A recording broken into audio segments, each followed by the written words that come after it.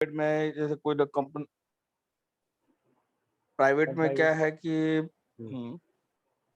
Private में क्या है कि private premises in the sense आप बोल सकते हैं कि एक पर्टिकुलर एक कंपनी उसको एक्सेस कर सकती है, कोई और नहीं कर सकता। ओके। हम्म। और पब्लिक पब्लिक है, उसको भी एक्सेस कर सकता है। कोई भी एक्सेस कर सकता है, मतलब वो ओपन प्लेटफॉर्म है, हाँ, उस पे ओपन।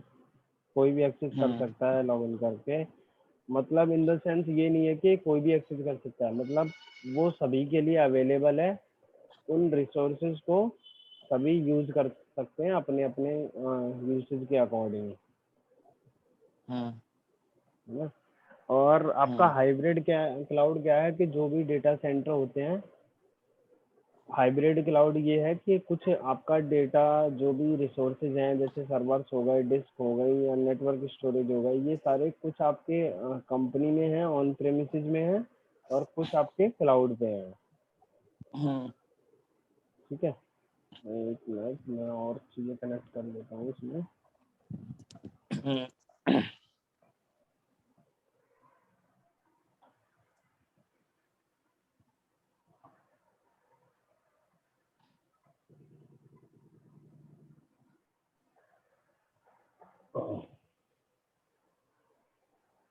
तो बेसिकली 3 टाइप्स के क्लाउड होते हैं, आपको पता ही है। और इनके सर्विस ये हमेशा इंटरव्यू में पूछा जाता है कि टाइप्स ऑफ क्लाउड, प्राइवेट और पब्लिक हाइब्रिड क्या है। तो पब्लिक में वही है कि जो भी थर्ड पार्टी सर्विस प्रोवाइडर होते हैं, जैसे कि AWS हो गया आपका, एक पब्लिक क्लाउड का एग्जांपल है। माइक्रोसॉफ्ट का अज्योर है, ये भी पब्लिक क्लाउड का एग्जांपल है। ठीक है, और एक गूगल क्लाउड भी है, ये भी पब्लिक क्लाउड का एग्जांपल है। डिजिटल ओशियन भी है। ओवरऑल 75 प्लस कंपनियां हैं जो कि पब्लिक क्लाउड में सर्विसेज देती हैं। और प्राइवेट क्लाउड का मतलब ये है कि इंफ्रास्ट्रक्चर जो है, जो भी हमारा आईटी से रिलेटेड इंफ्रास्ट्रक्चर है, वो हमारा ऑन प्रेमिसेस है, यानी कि कंपनी की लोकेशन पर ही है। मतलब जैसे कंपनी में ही एक आईटी रूम बनाया, उसी के अंदर हमने सर्वर्स वगैरह सब चीज़ें लगा दिए डेवलपर को एक्सेस करने के लिए। जो भी काम हमारा हो रहा है वो मतलब लोकली हो रहा है, उसका कोई बाहर से कुछ भी एक्सेस नहीं है, वो होता है प्राइवेट क्लाउड। हाइब्रिड में ये है कि कुछ डेटा हमारा पब्लिक में है, कुछ हमारा डेटा प्राइवेट में है। मतलब जो हमारी चीज़ें ज़्यादा हमें जिन्हें सिक्योर करना है, जो कॉन्फिडेंशियल चीज़ें होती हैं, वो हम पब्लिक प्राइवेट क्लाउड में स्टोरेज करेंगे। और जो हमें पता है कि हाँ ये मेरी वेबसाइट है, इसको सभी लोग एक्सेस करें, तो वो हम रखेंगे अपने पब्लिक क्लाउड में। डेटाबेस से रिलेटेड चीज़ें हैं वो हम रखेंगे अपने प्राइवेट में, और जो वेबसाइट से रिलेटेड है या फिर मतलब कुछ ऐसी चीज़ें जो हम लोगों के साथ शेयर करना चाहते हैं, शेयर कर सकते हैं, वो हम पब्लिक क्लाउड में रख सकते हैं। ठीक है, और इनके कुछ सर्विस मॉडल भी होते हैं। सर्विस तीन मॉडल मॉडल, होते हैं। हाँ 3 मॉडल होते हैं, IaaS, PaaS और SaaS। इसमें क्या होता है कि जैसे इंफ्रास्ट्रक्चर एज ए सर्विस में, मतलब वो हमें रिसोर्सेज देते हैं कि केवल हम उनको प्रोविजन कर सकें और उन पे प्रोसेसिंग कर सकें, उनको यूटिलाइज कर सकें अपने अकॉर्डिंग। वो हमें इंफ्रास्ट्रक्चर प्रोवाइड करते हैं, लाइक एक तरह से वो हमें सर्वर प्रोवाइड करते हैं जिसमें स्टोरेज, नेटवर्क कनेक्टिविटी, ये सब सर्विसेज होती हैं। वो एक इंफ्रास्ट्रक्चर हमें क्रिएट करके दे रहे हैं। जैसे इन द सेंस मानो कि आप जैसे इंफ्रास्ट्रक्चर मतलब एक बिल्डिंग, रहने के लिए वो हमें एक बिल्डिंग बना के दे रहे हैं कि हाँ हम इसको यूज कर सकते हैं अपने अकॉर्डिंग। ठीक है, और प्लेटफॉर्म एज अ सर्विस, ये प्लेटफॉर्म एज अ सर्विस मतलब कि उसमें जो भी चीज़ें हैं वो खुद ही मैनेज कर रहे हैं, मतलब पब्लिक क्लाउड ही वो मैनेज कर रहा है। प्लेटफॉर्म एज अ सर्विस का मतलब कि जो भी डेटाबेस हो गए या उनके इंजन्स हो गए, जैसे ईमेल है आपका, ठीक है, ईमेल के अंदर हमें कोई सर्वर चलाने की जरूरत तो नहीं पड़ती है ना, कि हमें पहले सर्वर पे जाके वहाँ पे सर्वर स्टार्ट करना है, तब ऐसे करके कुछ करना है। तो हमें तो क्या करना पड़ता है, नॉर्मली लॉगिन करना पड़ता है अपने ईमेल के अंदर, है ना। तो वो ये एक एग्जांपल है प्लेटफॉर्म एज अ सर्विस।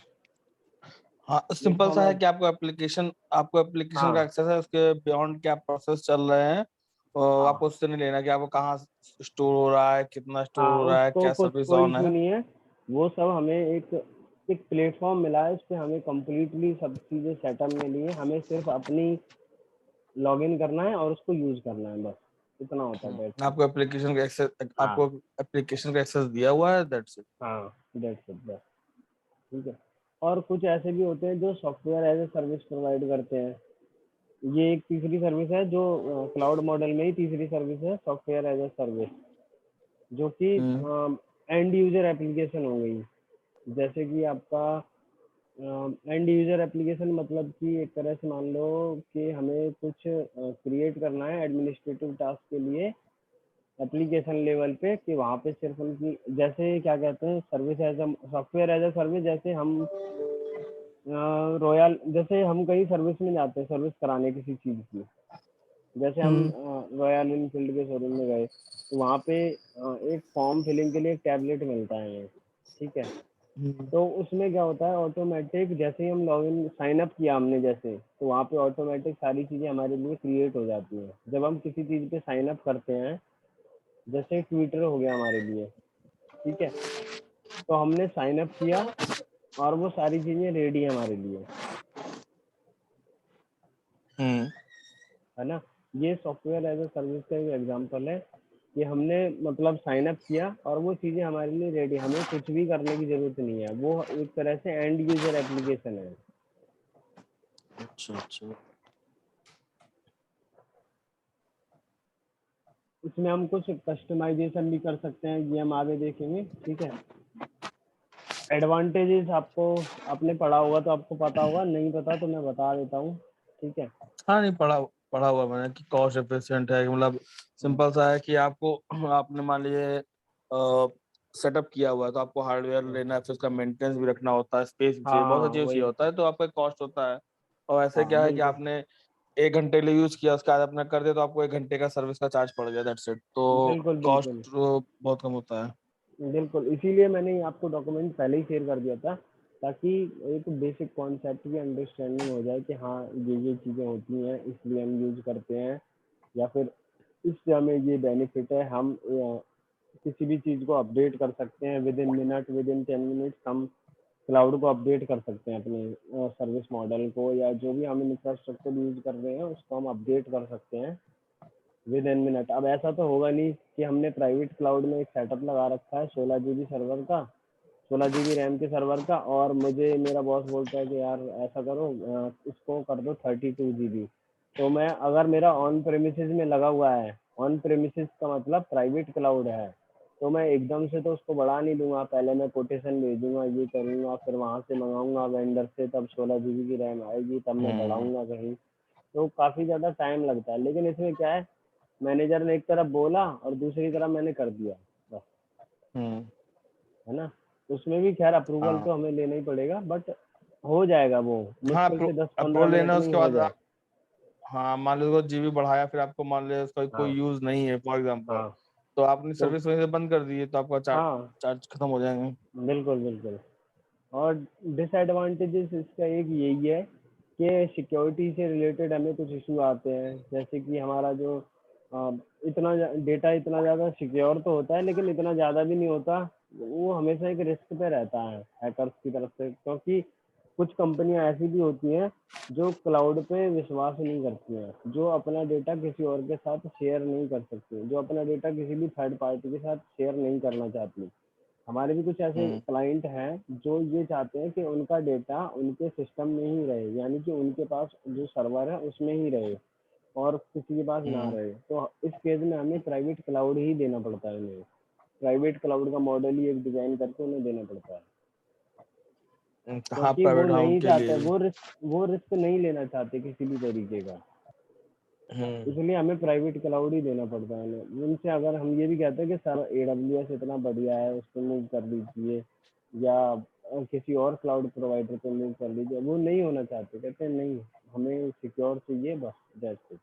वो कहते हैं हमारी पॉलिसी ये है कंपनी की कि हम अपना डेटाबेस जो है वो किसी के साथ शेयर नहीं कर सकते, तो बस लास्ट ऑप्शन यही है कि हाँ उनको प्राइवेट ही दिया। और कोई तो एक्सपीरियंस? तो जैसे मान लिया AWS है तो अपना हम्म, ये मतलब मैं इसलिए पूछ रहा हूँ कि जैसे हम लोग AWS यूज करते हैं, हमें जो सर्विस लेनी है हमने तुरंत को वहाँ पर जो भी हमें सर्विस लेनी है उसका पे कर दिया, या हमें जो सर्विस लेनी है उसके अकॉर्डिंग हमने हाँ कर दिया, ठीक है। तो ठीक है। प्राइवेट क्लाउड में क्या हमें बनाना पड़ता है क्या? नहीं नहीं, प्राइवेट क्लाउड में क्या होता है, देखो मैं आपको एक मॉडल दिखाता हूँ अभी, मतलब मैं आपको बताता हूँ क्या होता है। एक मिनट। हम्म। ओके, तो मैं दोबारा बता देता हूँ एक बार। यहाँ पे ये हम सर्विसेज हैं, यहाँ पे हम स्टार्ट कर सकते हैं सर्विसेज को अपने लिए, फेवरेट में ऐड कर सकते हैं यहाँ से, ठीक है। हम क्या कि हम्म। स्टार बना हुआ है, स्टार पे क्लिक करेंगे, सर्विसेज ऐड हो जाएंगी। और आपका ये देखिए, ये है एक तरह से क्लाउड शेल, जिसको बोलते हैं ना टर्मिनल एक तरह से, वो है ये।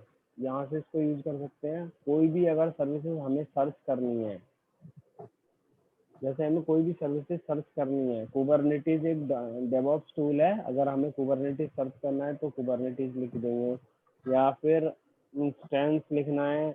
यहाँ पे डॉक्यूमेंटेशन भी मिल जाती है, देखो अगर मैं इंस्टेंस से रिलेटेड ढूंढूंगा ना, तो इंस्टेंस से रिलेटेड मुझे डॉक्यूमेंटेशन भी मिल जाएगी, देखो इतने सारे डॉक्यूमेंट अवेलेबल हैं इंस्टेंस से रिलेटेड।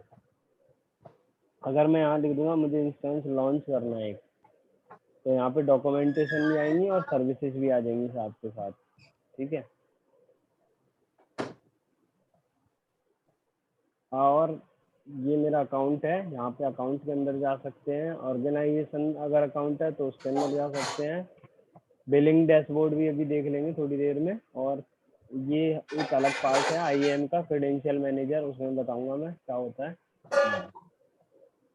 और ये है ओरेगन। ओरेगन मतलब ये एक रीजन है जहाँ पे हम अपना डेटा सेंटर क्रिएट करेंगे। इतने जगह पे AWS का डेटा सेंटर अवेलेबल है। 1 2 3 4 5 6 7 8 9 10 11 12 13 14 15 16 17 18 19 20 21 जगह में अपना डेटा सेंटर अवेलेबल है AWS का। अभी एक और आने वाला है इंडिया के अंदर, हैदराबाद लोकेशन पे।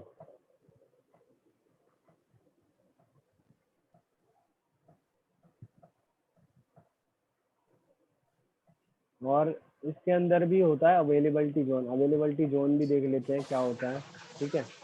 तो सबसे पहले हम चलते हैं अपने EC2 के अंदर, तो हम EC2 के भी यहाँ पे बेसिक चीज़ें देख लेते हैं क्या होता है EC2 में।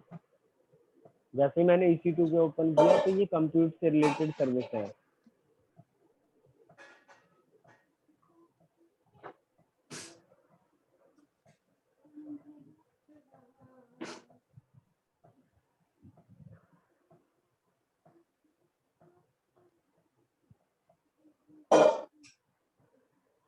मैंने शायद कुछ लैब की थी तो इसलिए मैं, मेरा एक सर्वर रनिंग है अभी, मैं उसको भूल गया डिलीट करना, तो इसका मुझे बिल भी लग रहा होगा, मैं इसको पहले डिलीट कर देता हूँ। अच्छा, मैंने ये डेवऑप्स टूल से एक रिलेटेड लैब की थी, तो साले तो 5 मिनट दो, मैं इसका बैकअप कर ले रहा था वॉइस रिकॉर्डिंग कर, ठीक है। तो अब देखिए यहाँ ये हमारा EC2 का डैशबोर्ड है। EC2 का मतलब है इलास्टिक कंप्यूट।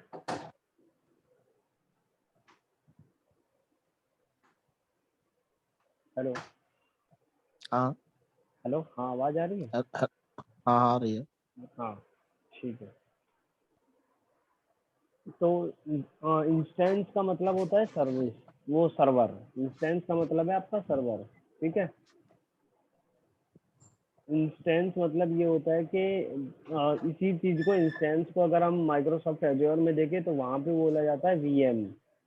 और गूगल क्लाउड में भी इंस्टेंस को VM ही बोला जाता है, VM मशीन, या फिर कहीं पे बोला जाएगा वर्चुअल मशीन।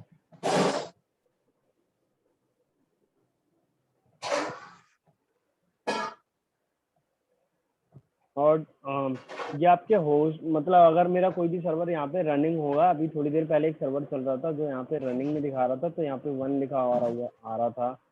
और डेडिकेटेड होस्ट अगर मैं कोई भी परचेज करता हूँ यहाँ पे डेडिकेटेड होस्ट का मतलब है कि जैसे मैंने एक सर्वर परचेज किया अभी, ठीक है, तो उस सर्वर पे कोई भी वर्चुअल मशीन नहीं है, सिर्फ मेरा एक डेडिकेटेड होस्ट है। क्या मतलब इसमें? सर आपकी तरफ से आवाज आ रही है बहुत खटपट। नहीं सर, एक सेकंड रुको। ठीक। तो मैं बता रहा था सर, डेडिकेटेड होस्ट का मतलब ये है, देखो मैं बता देता हूँ आपको।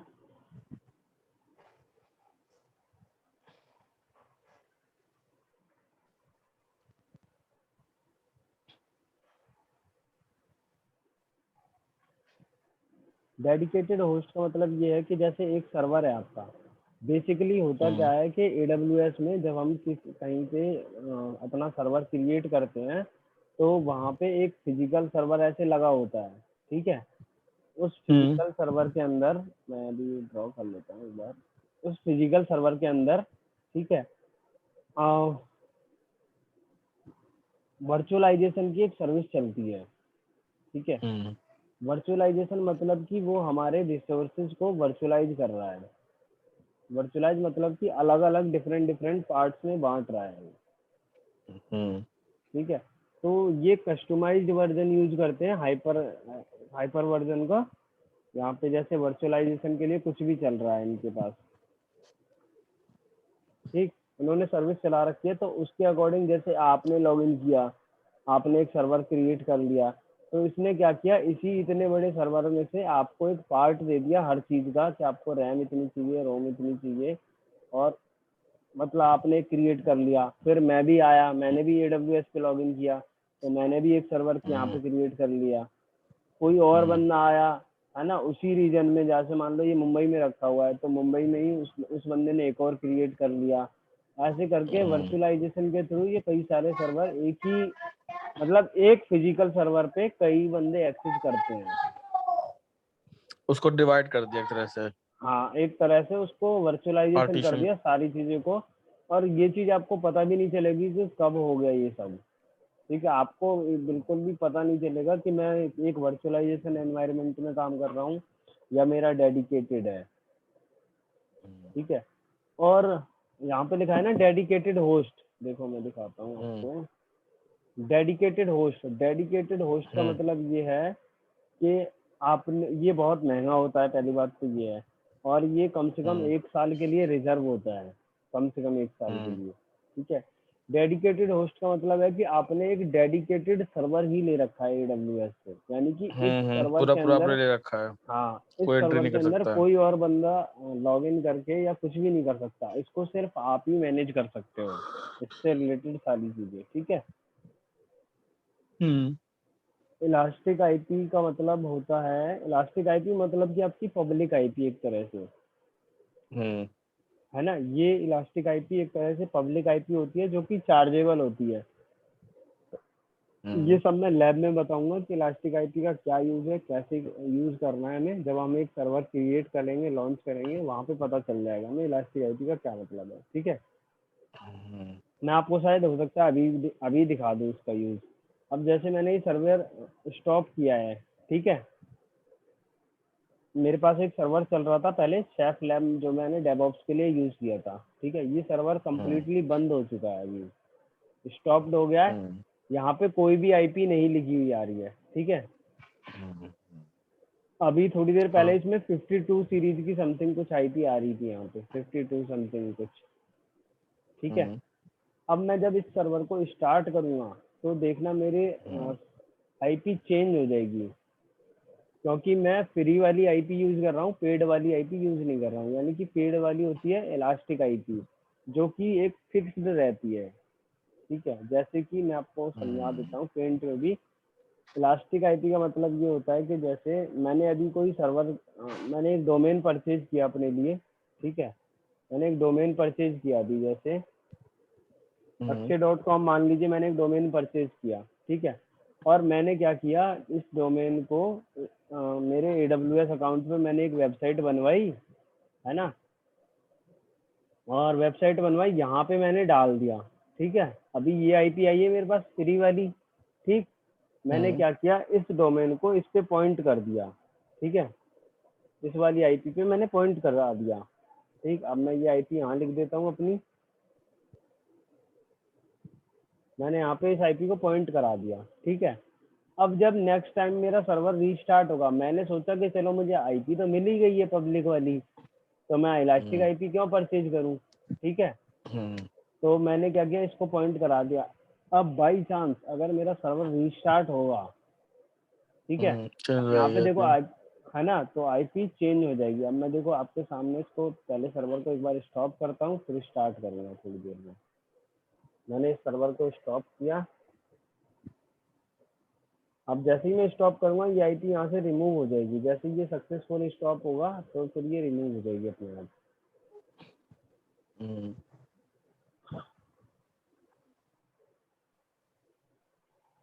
और जब मैं इसको दोबारा स्टार्ट करूँगा तो मेरी आईपी चेंज हो जाएगी। तो फिर क्या मैं इस क्लाउड अक्षय मतलब अक्षय.com को क्या मैं इस आईपी से एक्सेस कर पाऊंगा? नहीं कर पाऊंगा, है ना, क्योंकि आईपी चेंज हो जाएगी। तो मैं बार बार नहीं चाहता कि मैं बार बार जाके डोमेन में अपनी आईपी एंटर करूं या अपनी आईपी को वहाँ पे सेट करूं बार बार चेंज हो। तो इसके लिए हम क्या करेंगे, इलास्टिक आईपी हम लोग यूज करें। हाँ, इसके लिए हम क्या करेंगे, इलास्टिक आईपी यूज करेंगे। अब देखो मैं यहाँ पे स्टार्ट करता हूँ एक बार सर्वर को फिर से। देखो अभी यहाँ पे आईपी चली गई। अब फिर हमने दोबारा स्टार्ट किया, तो जैसे ही स्टार्ट होगा यहाँ पे आईपी आ जाएगी अपने आप। देखो अब कौन सी आईपी आती है वो भी देख लेना एक बार।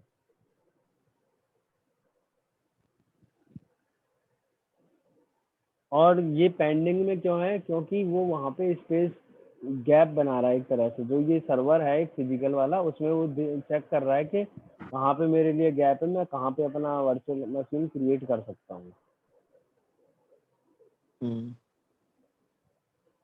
तो जब अभी बना देखो, लिया तो हाँ देखो अब क्रिएट हो गया, वो रनिंग में हो गया। अब देखो यहाँ पे लिखा है 52.10.232.136 और यहाँ पे देखो कौन सी आईपी है 54.200। अगर मैं इस सर्वर पे इलास्टिक आईपी असाइन कर दूंगा तो सिर्फ वही आईपी रहेगी और कोई आईपी नहीं आएगी इस पे फिर। क्या वो भी हम असाइन करना सीखेंगे लैब में आगे। EC2 की कंप्लीट लैब होगी जिसमें सारी चीजें होंगी, इंस्टेंस बड़ा छोटा करना, उनसे कनेक्ट करना, सारी चीजें। ठीक है, ये सिर्फ एक ओवरव्यू सेशन है कि हम अभी थोड़ी थोड़ी चीजें देख रहे हैं कि कैसे क्या होता है, बस एक ओवरव्यू से।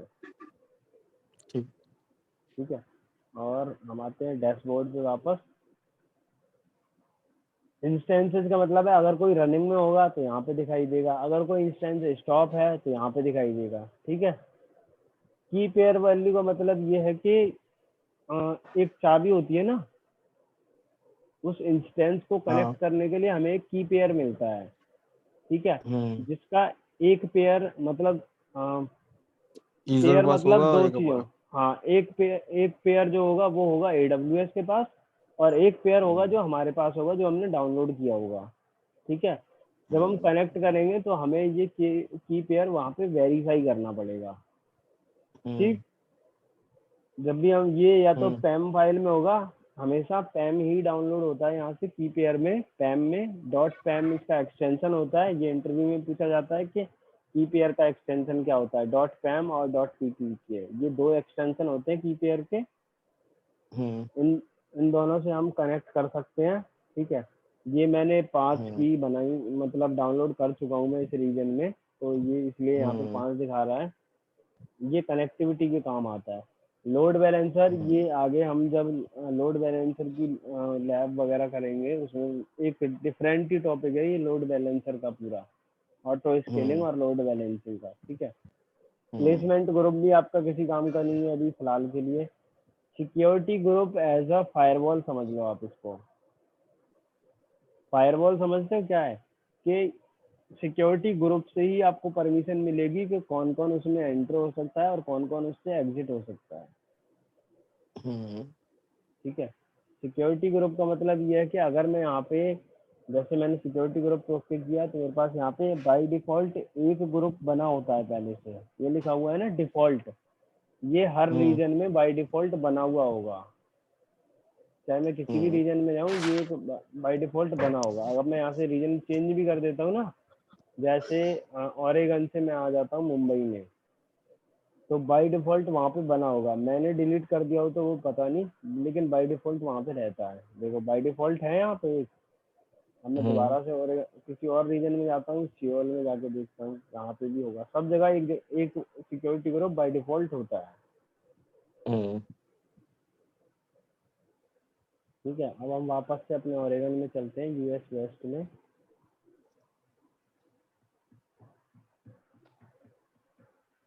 ठीक, मैंने सर्वर क्रिएट किया था, उसके लिए मेरे को ये वाला सिक्योरिटी ग्रुप बनाना पड़ा, क्रिएट करना पड़ा। तो मैं इस पे ओके कर देता हूँ एक बार।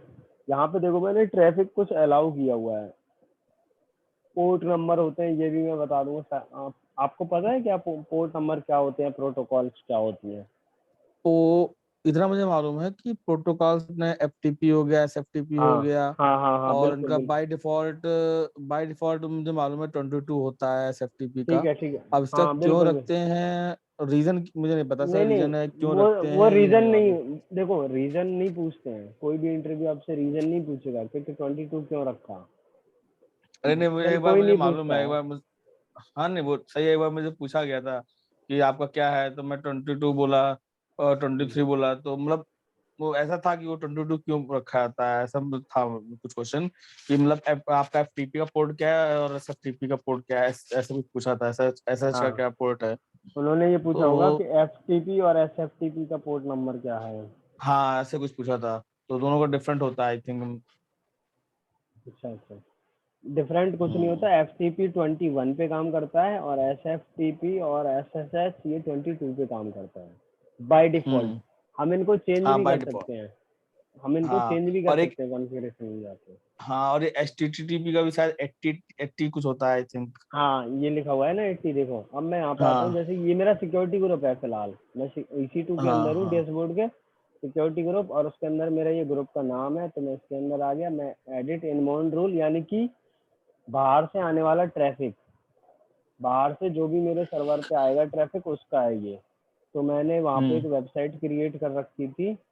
ठीक है, हम्म जो मैंने वेबसाइट हमेशा HTTP पर ही चलती है, हाइपर टेक्स्ट प्रोटोकॉल अच्छा। पर ही चलती है। ठीक है, हम्म हम्म तो यहाँ पे HTTP कर रखा था। और ये एनीवेयर, यहाँ सिक्योरिटी ग्रुप है एक तरह से। जैसे मैं अभी यहाँ पे कस्टम किया हुआ है ना मैंने ये एनीवेयर पे, मैं इनको डिलीट हम्म कर देता हूँ सबको। ठीक है, अगर मैं यहाँ पे कर देता हूँ एनीवेयर, ठीक, हम्म तो ये जो वेबसाइट मैंने इस पे बनाई थी वो सब जगह से एक्सेस हो सकती है। अगर मैं यहाँ पे कर हम्म देता हूँ कि सिर्फ मेरी आईपी पे हो, ठीक, हम्म तो ये ऑटोमेटिक मेरी आईपी उठा लेगा, सिर्फ ये मेरी आईपी पर हम्म एक्सेस होगा।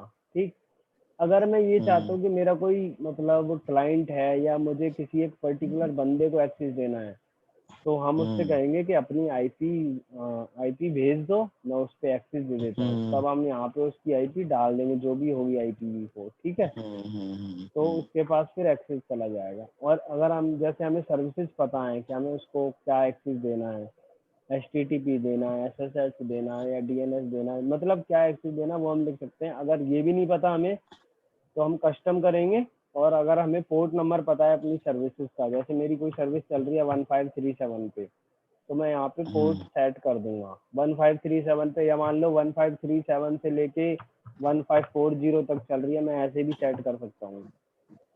तो पहले अपनी अपनी सर्विस देखनी पड़ेगी ना किस पे चल रही है। हाँ हाँ हाँ बिल्कुल, ये सर्विस देखने के बाद ही सेट होता है सब, वही मैंने है कहा ना। पहले सब पहले हम सर्विस मशीन में देखें चेक कहाँ। कर लेंगे कि सर्विसेज कहाँ किस पे चल रही है, तब हम यहाँ पे सेट वो करेंगे। कैसे अदरवाइज वो क्या कैसे होगा, देखेंगे सब। वो हम बताएंगे कैसे देखेंगे जब हम अच्छा लॉगिन अच्छा, करेंगे ना कंसोल ठीक पे, ठीक ठीक तब ठीक वहाँ पे है ना कुछ ठीक। सर्विस ऐसी होती हैं जो बाय डिफॉल्ट ही चलती हैं। जैसे HTTP होता है वो बाय डिफॉल्ट 80 नंबर पे ही चलता है, हमें उसमें कुछ भी हम्म छेड़ने की जरूरत नहीं है। हम हम्म उन चीज़ों को छेड़ सकते हैं, जैसे हमारा डेटाबेस हो गया, डेटाबेस हम HTTP पे चला सकते हैं। अब हम लोग ये भी कर सकते हैं सिक्योर करने के लिए कि मान लो वो HTTP पे ना चले, वो किसी और हम्म पोर्ट नंबर पे चले, ऐसा भी पॉसिबल हम्म है। मान लो मैं हम्म उसको चलाना चाहूँ 650 पोर्ट पे, 655 पे चलाना चाहूँ, तो वो चल जाए, वो भी पॉसिबल है। हम आगे जानेंगे कि कैसे कॉन्फ़िगर करते हैं उसको, सब सारी चीज़ें मतलब कॉन्फ़िगरेशन फाइल में चेंज करके ये सारी चीज़ें जानेंगे। इसमें क्या होगा, लिनक्स के भी कुछ सेशंस होंगे जो कवर हो जाएंगे, उस पर आपको लिनक्स का भी नॉलेज हो जाएगा कि हम्म कैसे मैनेज करते हैं। ठीक है, सिक्योरिटी ग्रुप समझ में आ गया कि ये एक तरह से हमारे फायरवॉल पे आने वाले एक्सेस को यहाँ से मैनेज कर सकते हैं सिक्योरिटी ग्रुप से। कोई भी बंदा ट्रैफिक रीच कंट्रोल करने का करेगा, काम आता है। हाँ ट्रैफिक कंट्रोल करने का काम आता है एक तरह से, कि इन कोई भी ट्रैफिक आना चाहिए या नहीं आना चाहिए वो हम यहाँ से अलाउड कर सकते हैं। हम्म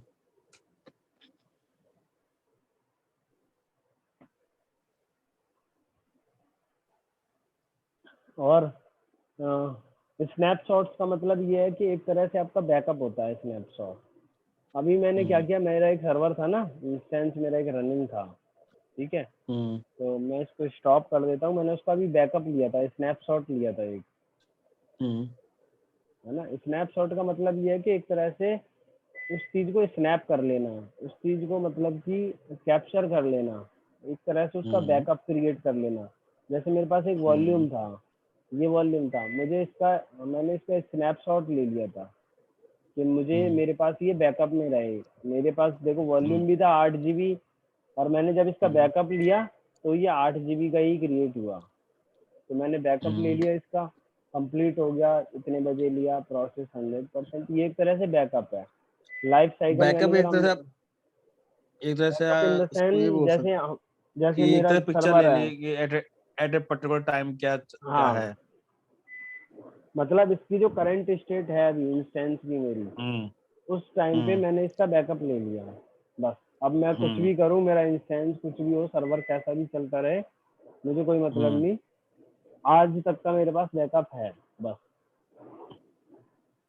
आज तक का बैकअप है, एक दिन के लिए हाँ काम करता मतलब है। इसमें देखो टाइम लिखा हुआ है ना, इस टाइम तक का हम्म। मेरे पास बैकअप है, 8:47 तक का मेरे पास बैकअप है। अच्छा ठीक। अच्छा, हाँ मतलब ये करंट टाइम से लेके लास्ट टाइम तक का पूरा बैकअप ले हाँ, लेता है। पूरा बैकअप ले लेता है वो, ठीक है। अब हम्म लाइफ साइकिल मैनेजर में ये होता है, कुछ कंपनी ऐसी होती है जिन्हें क्या होता है कि डेली डेली बैकअप चाहिए होता है, और हम्म डेली डेली तो कोई स्नैपशॉट क्रिएट नहीं करेगा। तो लाइफ साइकिल मैनेजर में वो शेड्यूल लगा देंगे कि भाई 8 बजे जैसे ही उसी टाइम बैकअप हम्म क्रिएट हो जाए, जैसे ही 8 बजे हम्म वैसे ही बैकअप बन जाए हम्म ऑटोमेटिक। ऐसे हम्म हम उसमें लाइफ हम्म। साइकिल मैनेजर लगा सकते हैं। ठीक है। ऐसे वॉल शेड्यूलिंग मान लो आप। हाँ शेड्यूलिंग है। वॉल्यूम का मतलब है कि आपकी डिस्क जो भी आपके सर्वर से अटैच्ड हैं या नहीं अटैच्ड हैं, या जिनको हम अटैच करना चाहते हैं। जैसे मेरे पास सर्वर था अभी, वो 8 GB पे ही चल रहा था मुश्किल से, ठीक है, हम्म सिर्फ 8 GB पे एक सर्वर चल रहा था। मैं चाहता हूँ कि इसमें 8 की जगह 50 GB का और लगा दूं, तो मैं यहाँ पे जैसे होता नहीं है पेन ड्राइव लगा देते हैं हम सिस्टम में, 16 GB की, 32 GB की, तो ऐसे करके मैं कितने भी जीबी का यहाँ पे लगा सकता हूँ साइज वगैरह। हम्म ये लिखा हुआ है 100 GB, या फिर जैसे 10 GB का मैंने लगाना चाहूँ यहाँ पे, तो मैं क्रिएट कर दूंगा। अब ये क्रिएट तो हो गया, बस उसके साथ अटैच नहीं हुआ अभी। हम्म ये क्रिएट हो गया, देखो 10 GB का क्रिएट कर लिया मैंने अभी, अवेलेबल भी लिखा आ गया। अगर ये किसी के साथ यूज में होता, अटैच होता, तो यहाँ पे आता इन यूज। अभी इन ये यूज यूज। में नहीं है, हाँ यूज में नहीं है, तो ये हम्म अवेलेबल है, इसको अटैच भी कर सकते हैं हम, है ना, अटैच हम्म वॉल्यूम। और अटैच भी क्या हम्म। होगा कि सेम अवेलेबिलिटी जोन के साथ होगा। मतलब इस अच्छा अच्छा। ओरेगन जोन के अंदर, इस यूएस वेस्ट के हम्म अंदर भी जोन होंगे। देखो मैं जोन दिखा देता हूँ कहाँ से दिखते हैं। इंस्टेंस को ओके किया, जैसे ये मेरा इंस्टेंस है, मैं एक और यहाँ पे लॉन्च इंस्टेंस पे करता हूँ, ठीक, और मैंने कोई सा भी सिलेक्ट कर लिया। ये मैं आपको कल की क्लास में क्लियरली बताऊंगा कि कैसे हम इंस्टेंस हम्म लॉन्च करते हैं, क्रिएट करते हैं, कनेक्ट करते हैं, सारी चीजें। देखो जोन देखो मेरा और यहाँ पे, है ना, जोन देखो यहाँ हम्म पे, ये ओरेगन के अंदर हूँ मैं अभी। ओरेगन वेस्ट के हम्म अंदर कितने जोन है, अभी यहाँ पे सबनेट मैंने कोई भी सिलेक्ट नहीं किया, इसके अंदर 4 जोन है। US west 2A, US west 2D, US west 2B, US west 2C। तो हमने देखो, हम्म हम वॉल्यूम को भी डिसाइड कर सकते हैं कि वो कौन से ग्रुप में बने, या कौन से जोन में बने, या ए में बने, बी में बने, सी में बने, कोई हम्म से भी जोन में बने, ठीक है। ये तब काम आता है जब हमें डिस्क अटैच्ड करनी होती है, या नेटवर्क से रिलेटेड कोई कॉन्सेप्ट होता है, उसमें काम आता है ये हमारा सबनेट, हम्म ठीक है। सेम सबनेट होगा तो ही वो कनेक्ट होंगे, अदरवाइज वो कनेक्ट नहीं होंगे। कुछ चीज़ें ऐसी भी हम्म होती हैं जो सेम अवेलेबिलिटी जोन में काम करती हैं, कुछ ऐसी भी होती हैं जो रीजन स्पेसिफिक होती हैं, सेम रीजन में काम करेंगी। अच्छा।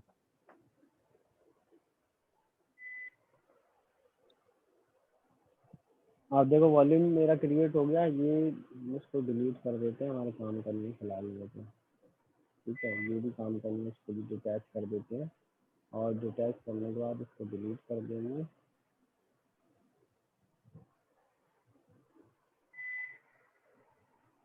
पोस्ट डिटैच कर दिया, अगर डिटैच नहीं होता है ये अभी ऐसे हम किसी भी कंपनी में हम लाइव नहीं कर सकते, मतलब किसी भी जगह पे हम डायरेक्ट डिटैच नहीं कर सकते जब तक कि हम उसका प्रॉपर बैकअप ना ले लें, या जहाँ से हमें परमिशन लेनी है वो परमिशन ना ले लें, तब तक हम उसको डिटैच नहीं कर सकते एकदम ऐसे। हम इसको कर देते हैं टर्मिनेट। तो और मुझे तो पता ही नहीं है कि मेरा सर्वर चालू है, मेरे पास बिल भी बन रहा होगा इसका। अगर हम ये सर्वर रनिंग में छोड़ देते हैं ना, रनिंग में या यूज हाँ में छोड़ देते हैं, तो इसका बिल बनता हाँ हाँ हाँ। है ना। और मैं अपने फ्री आवर्स पता नहीं कब से यूज कर चुका हूँ, तो इसीलिए ठीक। तो यही था बेसिक EC2 का डैशबोर्ड। वॉल्यूम्स जो है, वॉल्यूम्स भी मैं डिलीट कर देता हूँ सारे, वॉल्यूम भी ये तो डिलीट हो कुछ गया। सर। हम्म। क्या? मैं कह रहा, ये तो कुछ सर्विसेज होंगी, जैसे इलास्टिक ब्लॉक स्टोर है, ये अलग होगी। हाँ, नहीं नहीं, AMI थी अभी ऊपर। इलास्टिक ब्लॉक स्टोरेज वो देखो मैं बता देता हूँ। EBS एक अलग, EBS एक यही है, देखो इसको ही इलास्टिक ब्लॉक स्टोरेज बोलते हैं। नहीं, मैंने भी आप जैसे करे तो ऊपर ही था शायद कहीं, AMI भी आया था अभी। हाँ। नहीं नहीं, वो मुझे। AMI अलग है, वो डॉक्यूमेंटेशन है पूरी। इलास्टिक ब्लॉक स्टोरेज यही होती है, देखो यहाँ पे है ना, EBS ये लिखा हुआ है ना, इलास्टिक ब्लॉक स्टोर, इसी को EBS बोलते हैं। ये सब EC2 का ही पार्ट है, जैसे इंस्टेंस हो गया, EC2 हो गया, और आपका इमेजेस हो गया, AMI हो गया, EBS हो गया, स्नैपशॉट हो गया, और क्या कहते हैं, इलास्टिक IP हो गई, की पेयर हो गया, नेटवर्क इंटरफेस हो गए, सिक्योरिटी ग्रुप हो गए, ये सब आपका। Hello hello. हेलो। हाँ, हाँ आवाज हाँ आ रही है। हाँ हाँ, आ रही है। हम्म, मुझे लगा था लाइट चली गई क्या वहां से। हाँ हाँ, वही है ना।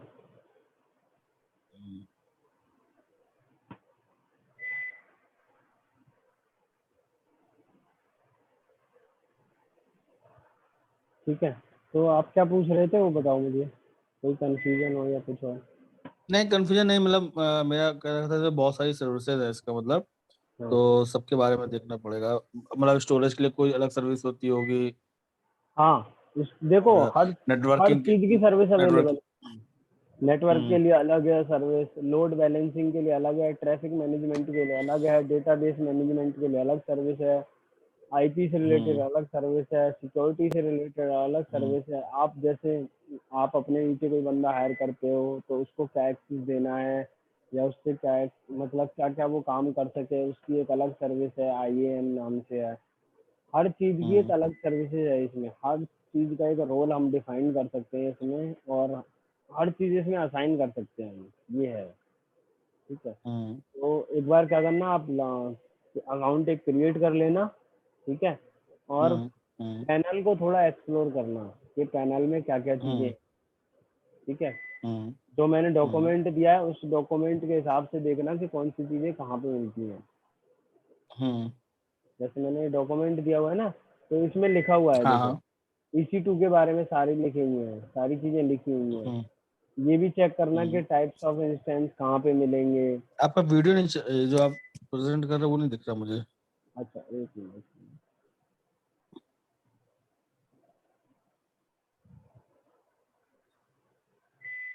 अब आया।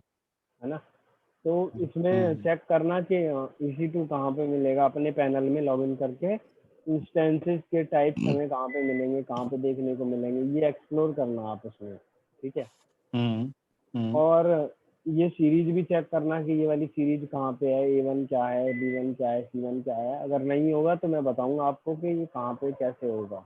ठीक है, हम्म हम्म मतलब इनमें ज्यादा देखने की जरूरत नहीं है कि A1 B1 C1 ये कुछ भी देखने की जरूरत नहीं है, क्यों बस हमें इनका एक रफली आइडिया होना चाहिए कि ये कौन सी सीरीज का इंस्टेंस है। कभी कभी इंटरव्यू में मेड पूछा जाता है कि हाँ, इंटरव्यू को पूछे जाते हो मेरे ख्याल से। हाँ, इंटरव्यू में पूछा जाता है कि ये जनरल पर्पस इंस्टेंस है या टी सीरीज का, मतलब कोई इंस्टेंस M सीरीज का है तो वो किस लिए यूज किया जाता है, क्या पर्पस है उसका। ठीक है। हम्म, अब जैसे M4 इंस्टेंस है, M4 में कम से कम 8 GB की रैम होती है, 160 GB की वो होती है, 160 GB तक हम उसको एक्सपेंड कर सकते हैं। कुछ इंस्टेंस ऐसे भी होते हैं जिनमें NVMe SSD की सपोर्ट होता है, जैसे M5 हो गए, है ना। और T2 T3 ये मतलब कम लेवल के इंडस्ट्री में यूज किए जाते हैं या सिर्फ टेस्टिंग पर्पसेस के लिए यूज किए जाते हैं। जैसे हम लोग जो काम करेंगे ना, वो हम T2 पे ही करेंगे, T2 माइक्रो पे काम करेंगे, जो कि फ्री अच्छा होता है। अच्छा। ठीक है। हम्म इसमें लिखा हुआ, अब ये सारी चीजें लिखी हुई है कि कौन सी चीजें किसके लिए यूज की